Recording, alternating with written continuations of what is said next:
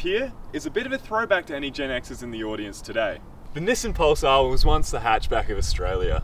While being the perfect grocery getter for your nan, it also doubles as the perfect tyre shredder for your 17-year-old in a Maccas car park. And it's this second category that we're going to be focusing on today. Got my P so I can take my mum's car. Yeah, we sort of did it up a bit, you know, added some shit to it and that. Pulsie. These cars can be pretty hard to pin down as they were released under several different names. Some of these are the Nissan Cherry, the Nissan Langley, the Nissan Liberator Villa, the Nissan Sentra, the Nissan Sunny, and finally the Holden Astra. It mightn't come as a surprise then that these cars came with an even larger selection of engines. Out of the 12 options, the one that stands out the most is going to be the CA18, which came out of the Silvias and the Skylines. These things even came with a diesel, which I think is a bit weird, so I'm not going to bother talking about it. This particular car has a 1.6 litre 4-cylinder engine that at factory pumped out a whopping 54 kilowatts of power.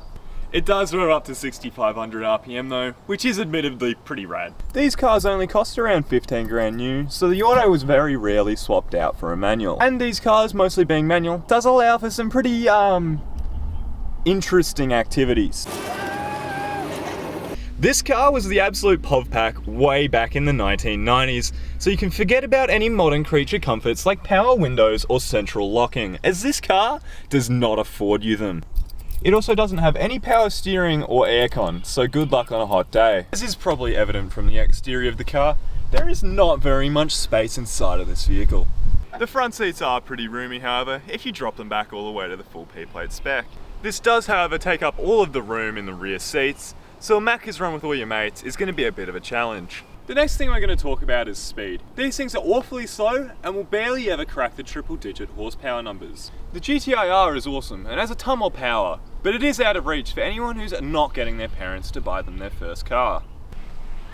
So unless you're waiting for your trust fund to vest, you're going to be stuck with a base model like this. And that's going to cause you to be struggling to beat regular traffic in any races, let alone anyone that actually tries. This could help keep your license, however, as it does make it physically impossible to speed. But there you have it. The Pulsie mightn't be the best vehicle if you're going to try and win any street races or if you have a ton of friends, but it does still have something to offer. While being slower than a dial-up internet connection, it is pretty nippy and still fun to drive. And because of this, it ranks at about a 6.5 on our brand new P-plate ranking system. On Real Talk, thank you guys so much for all the support. The last video went ballistic. 97.2% of you guys aren't subscribed. So if we could do something about that, that would be great. We also have an Instagram, so if you want to see some sneaky behind the scenes footage, you can there as well. Easy, peace.